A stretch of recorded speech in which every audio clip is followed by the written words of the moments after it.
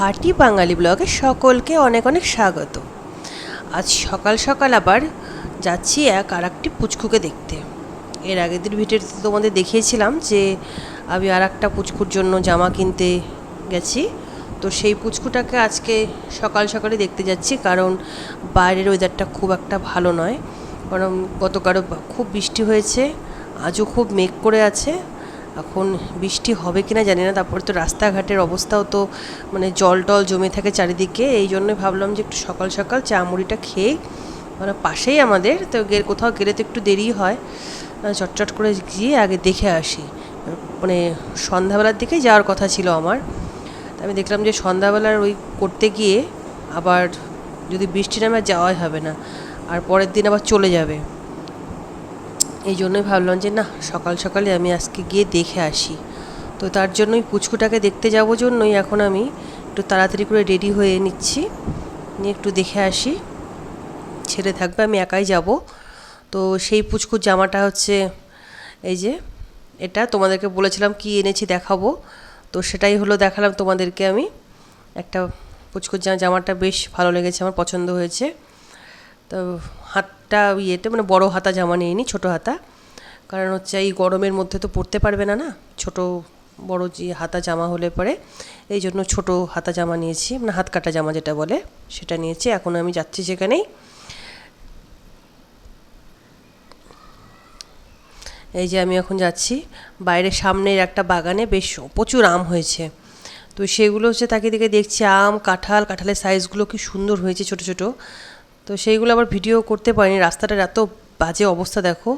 এদিকে জল, এদিকে হচ্ছে মানে এতটাই জল ছিল, মনে হয় এই রাস্তাতে খুব কম আসা হয় আমাদের। ইট টিট সব ভাঙাচোরা ইট সব পেতে দিয়েছে যাতে সুবিধা হয় হাঁটতে। দেখো না চারিদিকে, দেখে মনে হচ্ছে কত বন্যার জল, মানে পাকা রাস্তাতেও জলের স্তূপাকার চারিদিকে।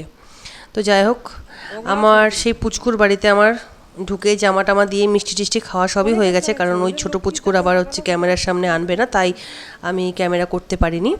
তারপরে পাশেই একটা দিদির বাড়ি আছে, তো সেইখানেই আসলাম। তারপরে এসে ওখানে আবার কিছুক্ষণ বসলাম, যে বাইরে গেলেই খালি একটু না একটু গল্প দেরি এমনি হয়ে যায়। প্রচুর গাছ লাগিয়েছে, তাই গাছগুলো বললো সে দিদিটা চলো দেখো। তো তার জন্য আবার গাছগুলো দেখার জন্য এলাম। বেশ সুন্দর সুন্দর প্রচুর গাছ লাগিয়েছে, খুব সুন্দর। গাছের আবার বেশ যত্নও করছে। তা আমারও এরকম বাড়িতে এরকম ধরনেরই গাছ আছে, তাই দেখলাম আবার সেইগুলো প্রচুর গাছ লাগিয়েছে, বেশ ভালো। তাই আবার এখন এখানে একটুখানি বসবো। তো একটুখানি বসার নাম করে তো মোটামুটি অনেকটা টাইমই চলে যায়। তাই জন্য সকাল সকাল বাইরে আসছি। তো এবার সেই দিদির সাথে গল্প করছি, দিদি তো বা ক্যামেরার সামনে আসার ইচ্ছুক নয়, তো তাই দিদিকে আমি হচ্ছে সেই ক্যামেরার সামনে আনিনি।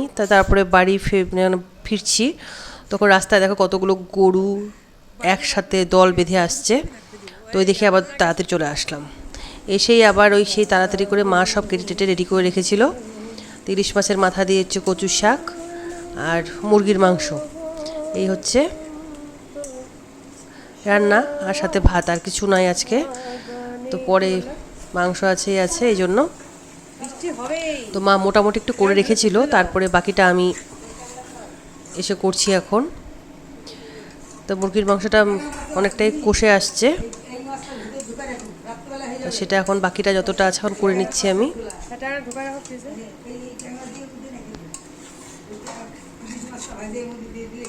খুব দেরি হয়ে গেছে, বাড়িতে এসে স্নান ধান করতে করতে অনেকটা লেট আমাদের, মানে বিশেষ করে আমার, যে বাইরে গেলাম। তারপরে এবার দেখো কি আকাশে মেঘ করে আসছে, আবার দেখো প্রচণ্ড কালো মেঘ, যাকে বলে বর্ষাকাল। বেশ সুন্দর লাগছে, কারণ আমি তো বৃষ্টি প্রেমিক, খুব ভালোবাসি বৃষ্টি। তো বৃষ্টি যে কতটা কী হবে জানি না, কিন্তু মেঘটা প্রচণ্ড, সেই মেঘ একদম। আবার সাথে মেঘ ডাকছিল, যে ছাদে দু একটা জামা কাপড় ছিল সেইগুলো আবার তুলে নিচ্ছি। আর জানো তো এত পিঁপড়ে আমাদের এই মানে দড়িতে বলো, মানে তারগুলোতে, তারপরে রেলিংগুলোর উপরে, মানে এত পিঁপড়ে আমাদের যে কেন, মানে প্রচণ্ড চারিদিক দিয়ে। বর্ষাকাল জন্য মনে হয় সবার বাড়িতেই থাকে কম বেশি, আমাদের যেন বেশি আরও, মানে যেখানে সেখানে পিঁপড়া। তো তো সেই মেঘটাই তোমাদের সাথে এখন শেয়ার করছি, মানে এতটাই ভালো লাগছিল দেখতে, দারুণ, সাথে হাওয়া একদম অন্ধকার হয়ে আসছিল, খুব সুন্দর লাগছিল। দেখছো কি সুন্দর, দেখে মনে হচ্ছে না যে ছুপছুপায় বৃষ্টিটা নামবে কখন। এই নামলো, এই নামলো, এই করে যাচ্ছে আমরা, এই নামলো মনে হয়।